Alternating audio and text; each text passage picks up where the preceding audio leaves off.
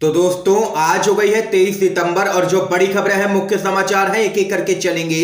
तमाम बेहद बड़ी अपडेट्स आप तक आके इसी वीडियो के माध्यम से पहुंचाएंगे। तो वहीं दोस्तों खबरों की तरफ चलने से पहले आप लोगों से एक छोटा सा निवेदन है कि अगर आप लोग भी यूपी के आने वाले विधानसभा चुनाव में सत्ता परिवर्तन की लहर को देखते हैं तो अब इस वीडियो को लाइक कीजिएगा, चैनल को सब्सक्राइब करके बेल के आइकन को जरूर दबाइएगा दोस्तों, और कमेंट बॉक्स में किसानों के समर्थन में कमेंट करना बिल्कुल भी मत भूलिएगा। जय जवान जय किसान। तो आइए दोस्तों पहली बड़ी खबर आप लोगों को बताते चलें।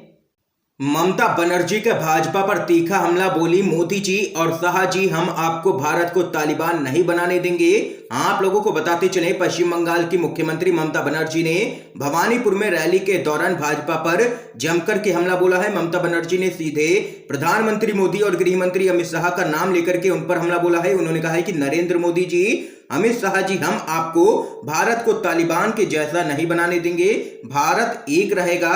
गांधी जी, नेताजी विवेकानंद, सरदार वल्लभ भाई पटेल, गुरु नानक जी, गौतम बुद्ध, जैन सभी के अनुयायी इस देश में साथ रहेंगे। हम किसी को भी भारत का बंटवारा नहीं करने देंगे। और वहीं उन्होंने आगे कहा है कि भाजपा एक जुमला पार्टी है। वे झूठ बोलते हैं कि हम राज्य में दुर्गा पूजा, लक्ष्मी पूजा की अनुमति नहीं देते हैं, बल्कि यहाँ पर ऐसा कुछ भी नहीं है। भाजपा एक जुमला पार्टी है जो सिर्फ नफरत फैलाती है, झूठ फैलाती है। ये यहाँ पर दो टूक कहना है ममता बनर्जी का। एक और बड़ी खबर आ रही है सामने। बॉलीवुड के एक्टर बोले यूपी चुनाव में बीजेपी को मिलेगी करारी हार, सपा और कांग्रेस मिलकर के बनाएंगे सरकार। आप लोगों को बताते चलें बॉलीवुड के एक्टर कमाल आर खान उर्फ KRK सोशल मीडिया पर अपने विचार बेबाकी से रखने के लिए जाने जाते हैं। हाल ही में एक्टर ने एक ट्वीट किया है जिसमें वह कहते हैं कि इस बार उत्तर प्रदेश के आगामी चुनाव में बीजेपी की करारी हार होगी। अपने पोस्ट में एक्टर KRK बोले भविष्यवाणी 32, बीजेपी को यूपी में आगामी चुनावों में करारी शिकस्त मिलेगी, बसपा को 10 से कम सीटें मिलेंगी और वहीं कांग्रेस और सपा अगली सरकार बनाएंगे। और वहीं से पहले भी KRK ने एक ट्वीट किया था जिसमें उन्होंने बसपा और AIM पर निशाना साधा था और दोनों ही दलों को बीजेपी की बी टीम करार दिया था। KRK ने इस दौरान अपील करते हुए कहा था कि इन दोनों ही पार्टियों को वोट नहीं देना है। KRK ने अपने पोस्ट में कहा था कि मैं आपसे आग्रह करता हूं कि उत्तर प्रदेश की जनता अपना एक भी वोट मायावती की पार्टी या ओवैसी की पार्टी को मत देना, क्योंकि इन दोनों पार्टियों को वोट देने का मतलब है सीधे बीजेपी को फायदा पहुंचाना और ये दोनों पार्टियां बीजेपी की बी टीम है। ये यहां पर कहना है KRK का। दोस्तों आप लोग KRK से सहमत हैं या नहीं, अपनी राय जरूर बता सकते हैं कमेंट बॉक्स में कमेंट करके। एक और अपडेट आ रही है सामने। राकेश टिकैत ने की है राहुल गांधी की जमकर के तारीफ, बोले वो अच्छे नेता हैं, भूमि अधिग्रहण का श्रेय उन्हीं को जाता है। जी हां दोस्तों, यूपी में होने वाले अगले विधानसभा चुनाव से पहले भाजपा की मुसीबतें लगातार बढ़ती जा रही हैं। किसान संगठनों ने उत्तर प्रदेश में योगी सरकार के खिलाफ मोर्चा खोला हुआ है। इसी क्रम में एक हिंदी न्यूज चैनल के कार्यक्रम में भारतीय किसान यूनियन के नेता राकेश टिकैत शामिल हुए, जहां पर उन्होंने यूपी के मुख्यमंत्री योगी आदित्यनाथ और देश के प्रधानमंत्री नरेंद्र मोदी पर खूब जुबानी हमले भी बोले हैं। इस दौरान उन्होंने कहा है कि यूपी के मुख्यमंत्री योगी आदित्यनाथ को देश का प्रधानमंत्री बना देना चाहिए, क्योंकि अगले साल राज्य में उनकी सरकार तो बनने वाली नहीं है। ये यहाँ पर योगी आदित्यनाथ पर तंज कसा है राकेश टिकैत ने। किसान नेता राकेश टिकैत ने कहा है कि योगी आदित्यनाथ का प्रमोशन कर उन्हें दिल्ली भेजना चाहिए, क्योंकि देश के प्रधानमंत्री नरेंद्र मोदी साल 2024 के लोकसभा चुनाव से पहले ही अपने पद से हट जाएंगे। देश में उनकी लगातार बहुत बदनामी हो रही है। हो सकता है कि प्रधानमंत्री पद से हट करके नरेंद्र मोदी देश के राष्ट्रपति बन जाएं।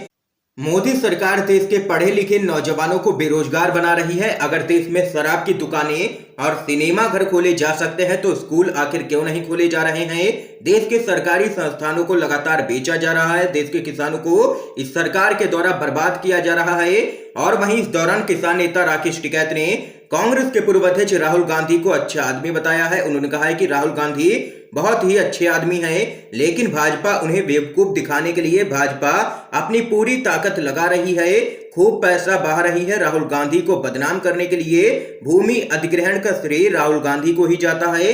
ये यहाँ पर सभी बातें कही हैं राकेश टिकैत ने और जबरदस्त तरीके से केंद्र की मोदी सरकार से लेकर के यूपी की योगी सरकार को घेरा है। यहाँ पर एक और बड़ी खबर जान लेते हैं। भ्रष्टाचार, रोजगार पर मार, नशे की भरमार, मोदी सरकार ने ले ली देश का भविष्य बर्बाद करने की सुपारी। कांग्रेस पार्टी का जोरदार हमला। कांग्रेस ने मोदी सरकार पर हमला बोलते हुए आरोप लगाया है कि पिछले एक साल में 14 करोड़ रोजगार खत्म हो चुके हैं। दुकानदार, छोटे उद्योग, एमएसएमई सबका धंधा चौपट है पूरी तरीके से। अब सनसनीखेज खुलासे में यह साफ हो गया है कि करोड़ों दुकानदारों, छोटे उद्योगों, युवाओं की नौकरियां खत्म होने का असली कारण क्या है।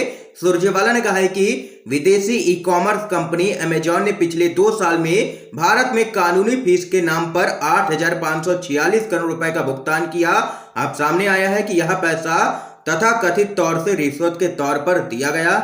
सुरजेवाला ने कहा है कि सरकार बताए कि अमेजॉन के द्वारा 8,546 करोड़ रुपए की रिश्वत भारत सरकार में किस अधिकारी और सफेदपोश राजनेता को मिली है। क्या यह रिश्वत मोदी सरकार में कानून व नियम बदलने के लिए दी गई ताकि छोटे छोटे दुकानदारों और उद्योगों का धंधा बंद करके अमेजॉन जैसी ई कॉमर्स कंपनी का व्यवसाय चल सके। ये यहाँ पर कांग्रेस पार्टी ने घेरा है। और वहीं रणदीप सुरजेवाला ने कहा है कि गुजरात के अडानी मुंद्रा पोर्ट पर 21,000 करोड़ रुपए की 3,000 किलो ड्रग्स मिलने के बाद दुनिया का सबसे बड़ा ड्रग्स बरामदगी का मामला सामने निकल के आया है। उन्होंने पूछा है कि मुंद्रा बंदरगाह मादक पदार्थ की तस्करी का सुरक्षित ठिकाना आखिर क्यों है, इसमें किसकी किसकी मिली भगत है और पीएम मोदी और केंद्रीय गृह मंत्री अमित शाह इस पूरे मामले पर चुप आखिर क्यों है।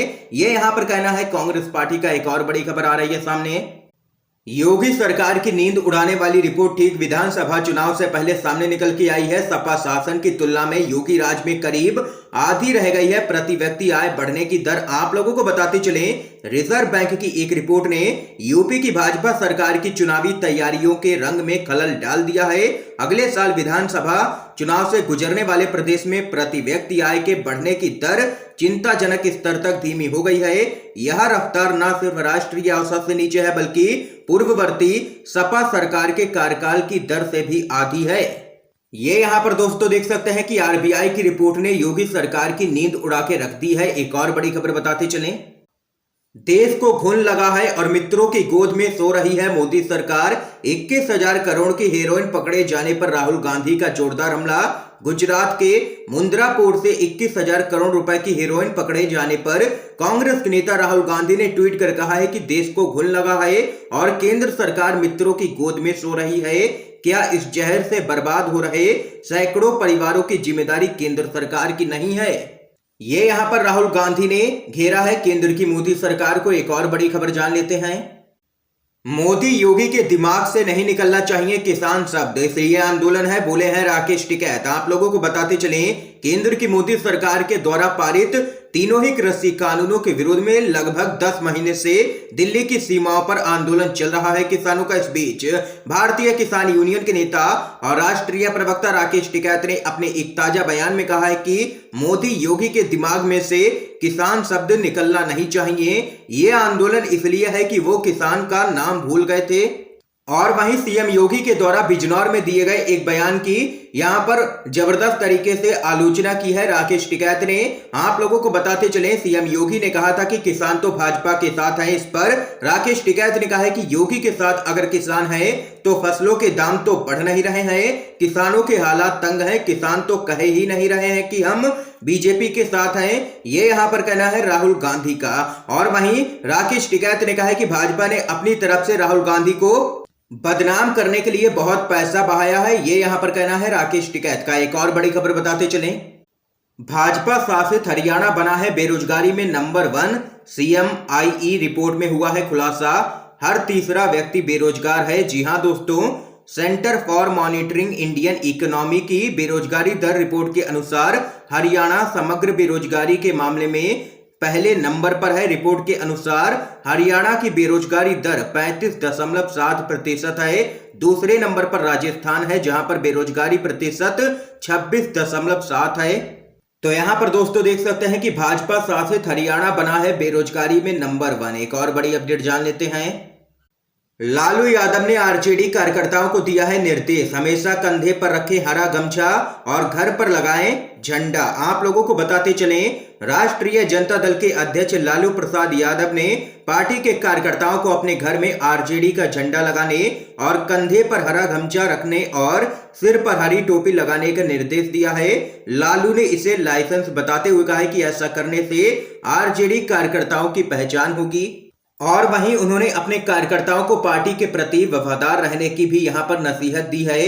दोस्तों, इस समय की आज की सभी बड़ी खबरें हमने आप लोगों तक पहुंचाई हैं। इन खबरों को लेकर के आप लोगों की क्या कुछ राय है जरूर बता सकते हैं कमेंट बॉक्स में। वीडियो अगर पसंद आया हो तो लाइक कीजिएगा, ज्यादा से ज्यादा इस वीडियो को शेयर कीजिएगा, अपने सभी दोस्तों तक इन खबरों को जरूर पहुंचाइएगा ताकि आप सभी के दोस्त भी इन खबरों को जान सकें। वीडियो देखने के लिए दोस्तों आप सभी का बहुत बहुत धन्यवाद। जय हिंद, जय भारत।